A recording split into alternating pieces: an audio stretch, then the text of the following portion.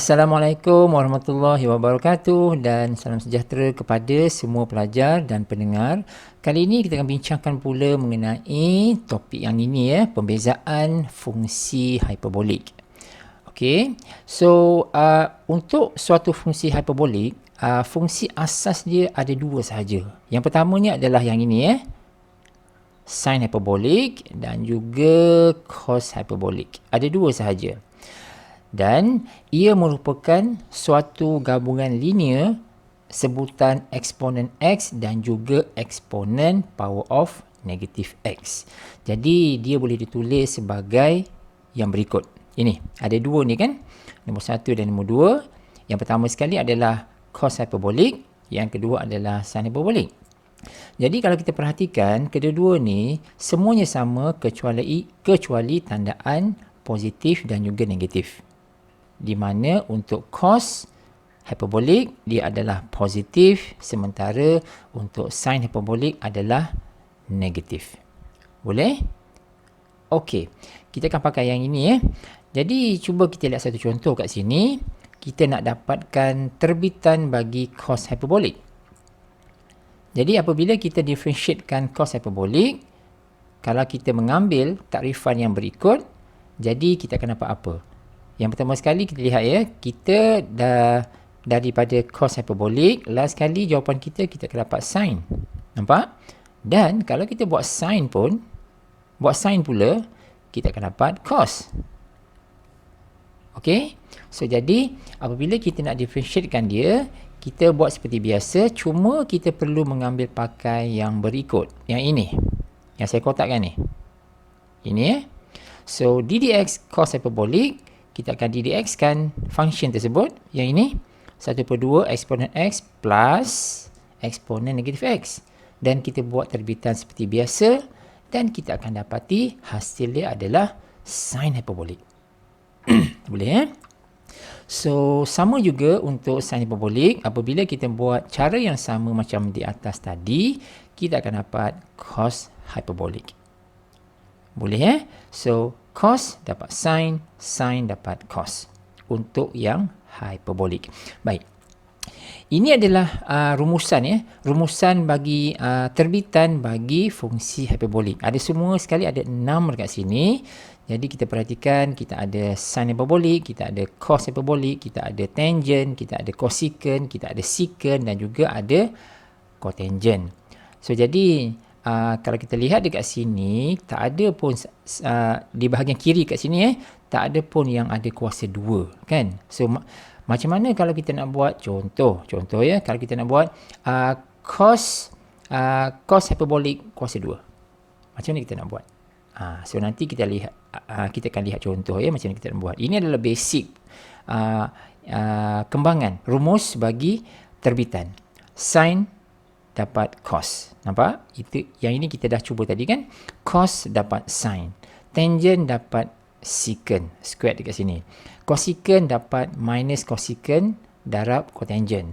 Secant kita dapat minus secant darab tangent. Cotangent kita dapat minus cosecant square. Yang ini. Boleh? Jadi apabila kita nak buat terbitan, jangan lupa ini u dekat sini, yang ini kita perlu differentiatekan juga. Boleh? Mula-mula kita buat yang ni, kita buat sin. Contohnya kita ada sin hiperbolik kan. Kita akan pergi kepada cos. Ini dulu ini first, tukarkan dulu bentuk dia. Kalau dia tak ada kuasa 2 lah. Kalau belah sini ada kuasa 2, then yang kuasa tu kena turunkan sebelah, then kuasa tu akan tolak 1, macam biasalah. Boleh? So jadi kita tukar dulu, ini sin pergi cos, lepas tu kita akan differentiatekan u ini. Nampak? So semua kes akan berlaku benda yang sama. Kita tukar dulu. Contoh, kalau kita nampak ini tangent hiperbolik, kita akan jadikan dia secant hiperbolik square dulu. Then baru kita settlekan yang u ni. Kena differentiatekan u ni, kena buat du dx. Boleh So yang ini macam mana kita nak tukar sin pergi cos, cos pergi sin, sampai ke habis yang ujung ini, cotangent ni, yang ni kena ingat lah. Ya, so kita akan pakai jika kita jumpa soalan-soalan yang melibatkan berikut. Okey, kita lihat contoh ya. Ambil contoh mudah ni. Dapatkan dy dx bagi ungkapan berikut. So kita ada y sama dengan sin hiperbolik 2x tolak 5. Jadi pertama sekali kita lihat apa yang dia bagi. Dia bagi sin hiperbolik, betul? So sin hiperbolik apabila kita nak differentiatekan dia, dia akan jadi cos hiperbolik. Nampak? Okey, kita tukar itu dulu. Tukar itu dulu, then baru kita ceritakan pasal yang sebelah dalam ini. Dekat sinilah baru kita differentiatekan dia. Boleh? So jadi yang ini saya tak nak ceritalah sebab yang ini senang sahaja dan kita follow je apa-apa yang terhasil dekat sini dan ini adalah jawapan dia. Nampak kan? Okey. Tengok contoh yang kedua. Ini contoh kedua. So kita nak differentiatekan sin hyperbolic for this function. Yang ini So jadi yang pertama sekali kita lihat kita ada sin hyperbolic. Apa yang perlu kita buat? Kita kena tukarkan dulu. Sin, dia punya derivatif dia adalah cos. Ini yang ini So kita salin je. Salin je sini. Lepas tu baru kita ceritakan this part. Yang ini. So ini kita kena dx kan dia. Which is this part. Yang ni. So bila kita differentiatekan dia, then kita akan dapat bahagian inilah. Semua-semua ni So jadi bila dah sampai sini kita dah almost there, dah hampir dapat jawapan. Kita hanya perlu susun semula nak bagi dia nampak cantik dan ini adalah jawapan dia. Boleh? Okay, we look at another question. Untuk tangent pula. Untuk tangent, ini tangent hyperbolik, kita akan dapat secant hyperbolik squared. Sekejap, kita tengok jadual atas balik, betul tak? Tangent hyperbolik, secant hyperbolik squared. Okey, betul. Ini tangent hyperbolik, kita akan dapat secant hyperbolik squared. Setuju? Okey.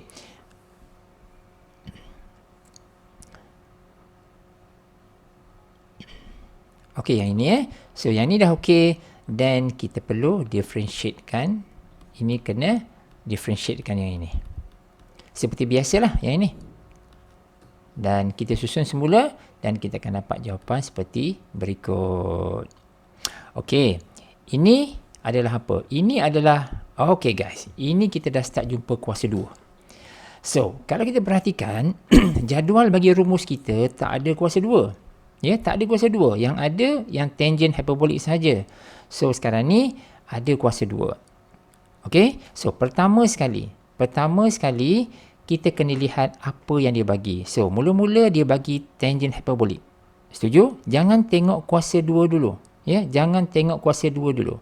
Kita tengok apa yang diberi. Yang diberi adalah tangent hyperbolik. Itu yang kita nampak. Kuasa 2 kita settle kemudian. Okey, jadi tangent hyperbolik, dia macam contoh ke atas tadi, yang ini. Nampak? Tangent hyperbolik, derivatif dia adalah secant hyperbolik squared. Nampak?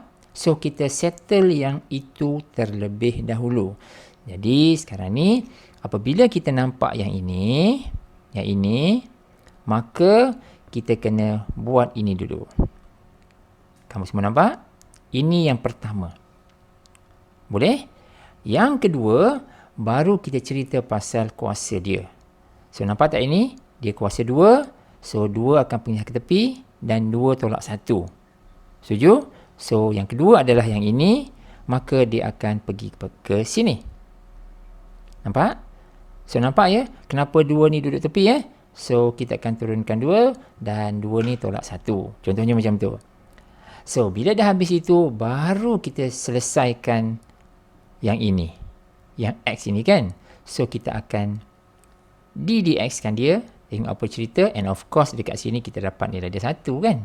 So, jadi overall, kita akan dapat jawapan yang ini saja.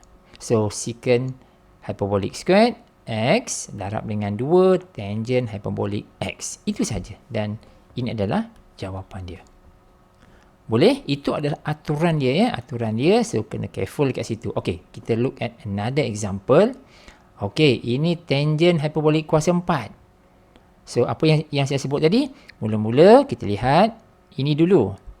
Ini yang kita nampak dulu, tangent hyperbolic. Bila tangent hyperbolic, maka tukarkan dulu. Based on rumus tadi tu, kita akan dapat secant hyperbolic squared. Ini nombor 1. Nombor 2, tengok kuasa dia. Ini 4. So, 4 akan pergi ke tepi dan 4 tolak 1. Dia jadi 3. Oleh sebab itu, kita akan dapat this part yang saya kotakkan ini. Ini akan jadi sini. Setuju? Nampak ini 4 tangent hyperbolic kuasa 3. 3x tolak 2. Then, baru kita ceritakan pasal yang ini pula. Ini kena differentiatekan dia. Ini dia. Boleh? So, ada 3 benda lah. Yang pertama sekali, yang ini. Yang kedua, yang kuasa. Yang ketiga, yang ini. Nampak tak dia punya cara dia? So macam tu. Okey. Contoh lain, ini pula adalah, ini dia tak ada kuasa. Dia adalah cos hyperbolic. Seperti biasa, kita nampak yang ini kan? Cos hyperbolic, terus dia akan jadi sin hyperbolic. Ini nombor 1. Yang kedua, dia tak ada kuasa, tak ada masalah. So, yang tinggal adalah ini sahaja. So, ini kita akan differentiatekan dia, ddx kan dia, dan kita akan dapat jawapan as simple as this. Yang ni dah nampak okey kan? Sebab kita dah ada contoh yang susah sikit sebelum ini, jadi ini dah jadi agak mudah. Boleh? Okey, now kita pergi kepada contoh yang lain. Ini pun sama juga aturan dia. Kita ada cos hyperbolic, dia akan jadi sin hyperbolic. Settle. Lepas tu, this part, kita akan differentiatekan dia. Seperti biasa. Susun elok-elok dan kita akan dapat jawapan. Ini takkan salah lah kalau kita start dengan benda yang betul. Okey. Contoh yang lain. Okey. Ini apa cerita ni? Okey, pertama sekali, dia dah start ada kuasa kat sini. So, pertama sekali kita lihat, kita ada cos hyperbolic. Setuju? Bila cos hyperbolic, kita akan dapat sin hyperbolic. Tukarkan dulu ini. Nombor 1, dah selesai. Nombor 2, dia ada kuasa ini. So, settlekan kuasa ini, kita akan dapat yang ini. Okey? So, yang ini. Ini macam tadi lah. Dan yang ketiga adalah yang ini. Differentiatekan yang ini, kita akan dapat this part. So, ada 3 benda lah nak buat. 1, yang ini, 2 dan juga 3. Jadi, kita pun susun-susun. Cuma, soalan ini bila sampai ke peringkat yang ini. Saya startkan sini Saya startkan sini. Sampai kat sini, sebenarnya kita boleh permudahkan lagi yang ini. Yang ini, yang saya gariskan ni. Ini. Kita jangan stop kat sini. Kita boleh permudahkan lagi sebab apa? Cuba tengok pattern ini. Ini macam ni lah. Sin A cos A. Nampak tak? Sin A cos A. Dia jadi macam ni. Sin A dalam triangle cos A. Ini sama dengan apa? Ini adalah sin 2A. Okey? Ini adalah hubungannya ya. Dalam triangle ya. So, jadi kita akan menggunakan pakai yang ini untuk simplifykan ungkapan yang tadi. Kat sini kan sama. Ini kan sama kan? X squared minus 2. Ini pun X squared minus 2. Jadi, oleh sebab itu, kita boleh dapat jawapan yang ni lah ya. So, ini kita susun elok-elok. So, kita ada 2x kat sini. Yang dalam ni adalah 2 sin A cos A. So, macam tu. So, jadi kita akan manipulate kat sini. Ini kena ubah sikit lah. Ini kena ubah sikit. Ubah bentuk dia sikit. Supaya kita dapat mengguna pakai hubungan triangle yang tadi tu. Kita nak pakai yang ni sebenarnya. Sin 2A ni. Ya? Yeah? So, yang ini. So, last kali kita akan dapat yang ini ya. Jawapan yang ini. Alright. Ini contoh ini. Dan contoh terakhir, kita ada yang ini. Ini pun bentuk ni kita dah familiar kan. So, kita dah boleh baca dah sebenarnya apa yang kita nak buat. Yang pertama sekali, kita ada cos hyperbolic. Dia akan jadi sin hyperbolic. Lepas tu dia ada kuasa 2 kat sini. Ini akan jadi this part yang warna pink ni. Dan yang terakhir adalah yang ini. So, kita kena differentiatekan dia. Buat satu persatu.